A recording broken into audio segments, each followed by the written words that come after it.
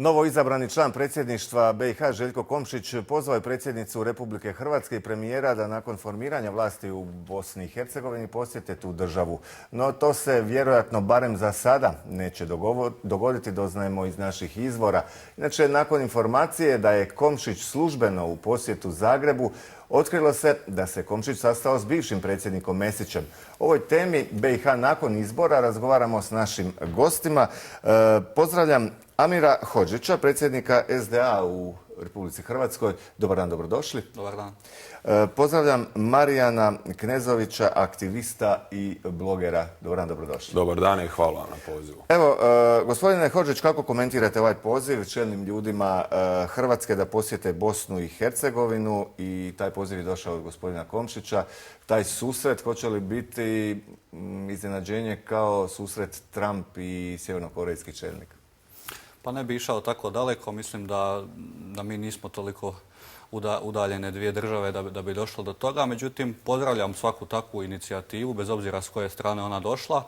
Mislim da nakon svega u Bosni i Hercegovini što se događalo i prije, a i u ovom nedavnom periodu, da je itekako potreban jedan konsenzus, odnosno dijalog pomoću kojeg ćemo doći do konsenzusa, posebno ovim vitalnim nacionalnim interesima kada je riječ o narodima u Bosni i Hercegovini. Toplo se nadam da će doći do takvih susreta ne samo između gospodina Komšića i državnog vrha u Republici Hrvatskoj, već i između ostalih članova predsjedništva kada je riječ o Bosni i Hercegovini, te da će takvi susreti biti konstruktivni i da će oni imati nekakav plod i nekakvu suradnju u budućnosti koji će relaksirati odnose u Bosni i Hercegovini i samim tim približiti naše susjedne dvije države. Kako komentirate Komšićev dolazak u Zagreb, susret sa bivšim predsjednikom Mesićem? Pa iskreno, koliko god smatrao problematičnim i skandaloznim sve ovo što se događa sa Željkom Komšićem i situacijom u Bosni i Hercegovini, čak mi je malo žao Željka Komšića, jer čovjek je jadnik umislio da je predsjednik, da predstavlja određeno biračko tijelo i da je hrvatski član predsjedništva u Bosni i Hercegovini, što on nije.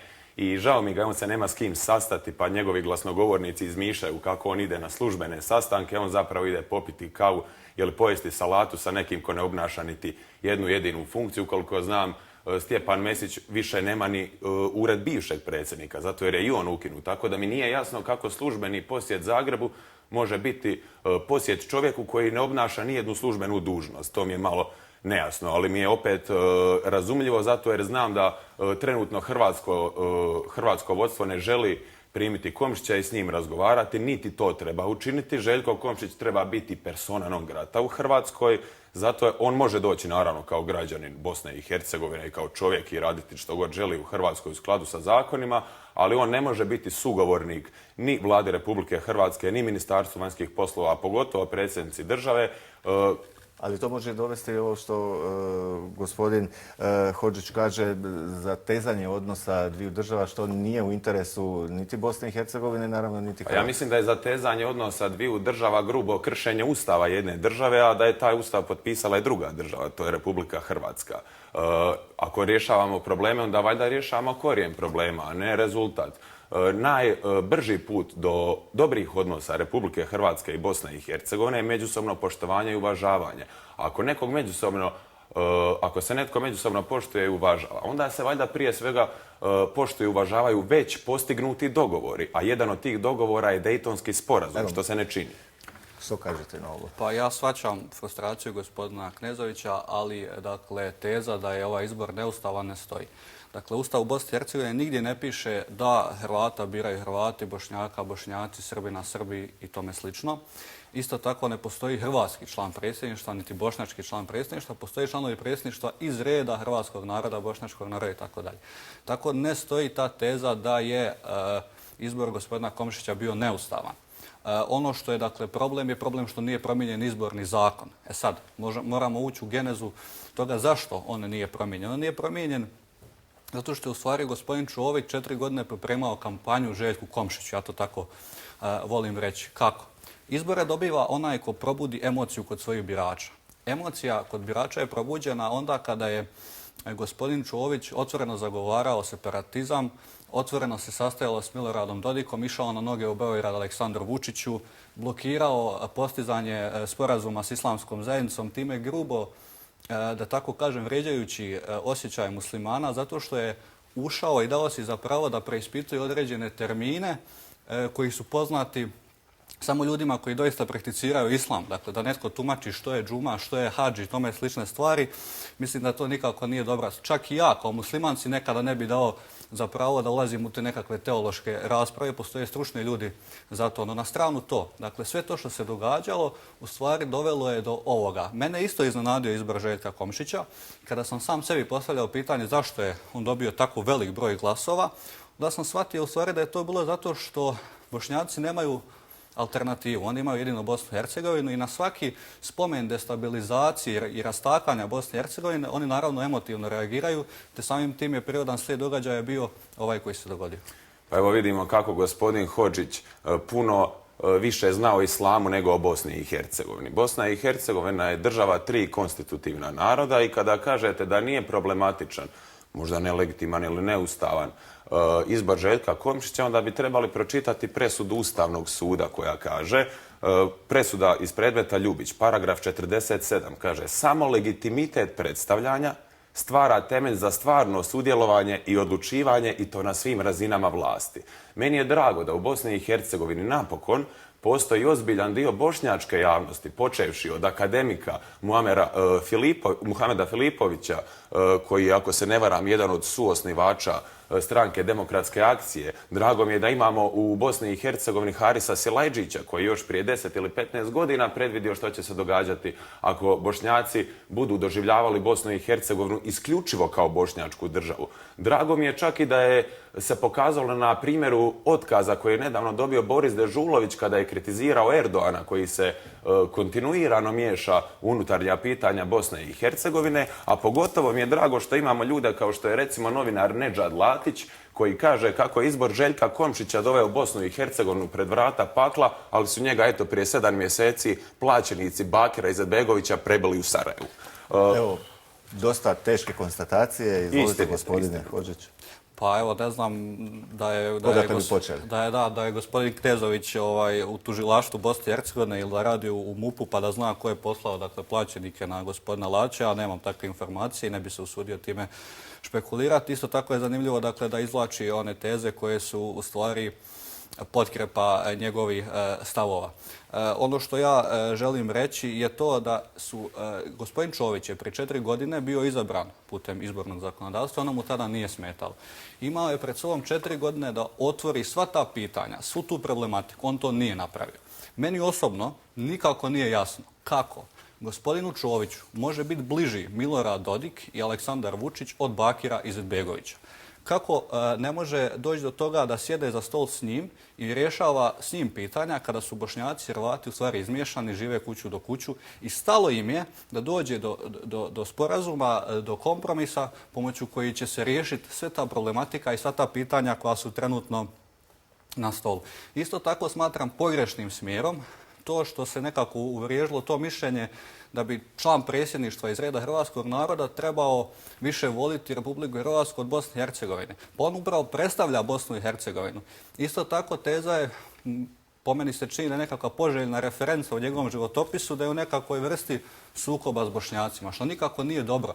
On bi upravo suprotno trebao biti čovjek koji, kao i ostali članovi predsjedništva, koji je prihvatljiv svakoj strani i može razgovarati svakoj strani, a ne da je isključiv. Isto tako jako me žalosti ova politika koja se kreće u tom smjeru da je sad Milorad Dodik zaštitnik hrvatskih interesa u Bosni i Hercegovini.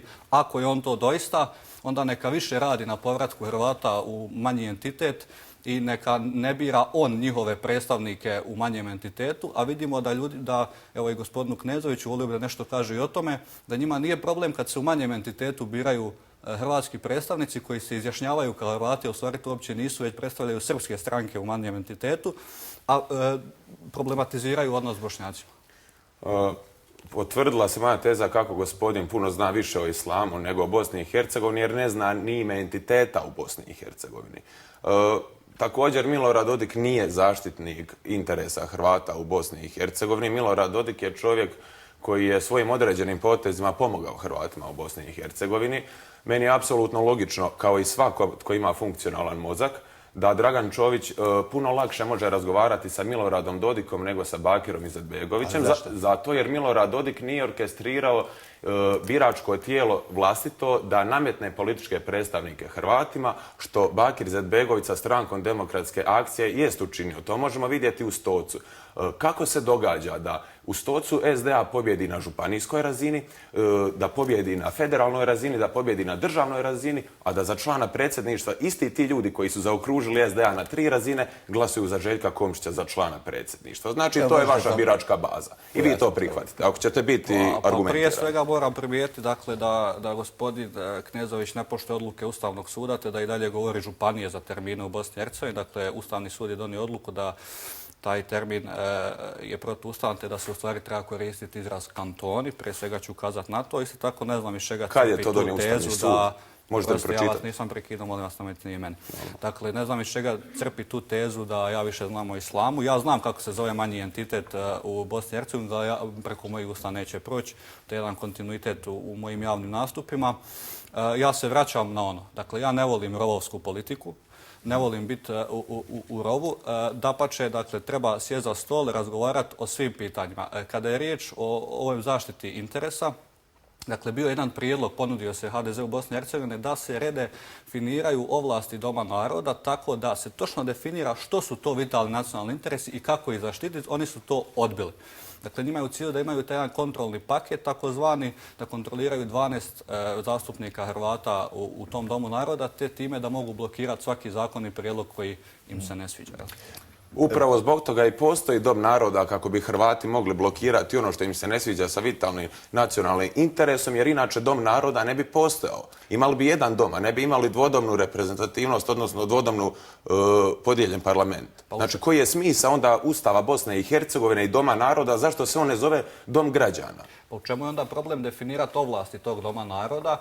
Ustavni sud je rekao da su ovlasti, Ustavni sud je jasno definirao te ovlasti. Ako mi promatramo što je Ustavni sud rekao, i u presudi u slučaju Ljubić, jasno je naznačeno kako je nelegalno, znači protuustavno, da se iz svake županije, jer se taj pojam može koristiti, hrvatski jezik je službeni jezik u Bosni i Hercegovini, a i ovdje u Zagrebu, pa ga možete i vi koristiti, vi naravno ne morate. Radi se o jednoj jednostavnoj činjenici. Ustavni sud je rekao da je ovakav, odnosno onakav izborni zakon, kakav smo imali, protuustavan. On više nije na snazi. Nitko ne može implementirati, osim parlamentarne skupštine Bosne i Hercegovine, 3 konstitutivna naroda, počevši od Hrvata, koji su uvijek bili prvi na braniku Bosne i Hercegovine, pa preko Srba sve do Bošnjaka, ono što se događa u Bosni i Hercegovini. Jednostavna je činjenica da treba uzeti i pročitati presudu Ustavnog suda prije nego što se ona ide komentirati. Ako nema problema u tome, kako vi objašnjavate to da je recimo Andrej Plenković uspio nagovoriti i Macrona i ostale europske lidere da Vijeće Europe sredinom prosinca zasjeda na tu temu. Možete vi gledati u moj papir i gledati što ću reći iduće i slobodno se pripremati, ali vas molim da se skoncentrirate na argument. Odgovorite. Evo pa dajte gospodinu priliku da odgovori. Možete vi čitati moj vam je... Da promijenite papir. Vaše znam na pamet što ćete reći. Ja ne znam, dakle, ni što je, vidim, vi raspolažete s puno informacija, ne znam što je gospodin Plenković točno dogovorio. Međutim, ja ću se opet vratiti na ono, dakle, ja ne volim tu destruktivnu politiku. Jer imamo vijesti, dobro. Dakle, izborni zakon se treba promijeniti. Problem je kako će se on promijeniti. HDZ Bosne i Hercegovine, dosadašnji njihovi prijedlozi su bili protuustavni iz više razloga. Navešću možda 2, koja su sad aktualna zbog odluke CIK-a.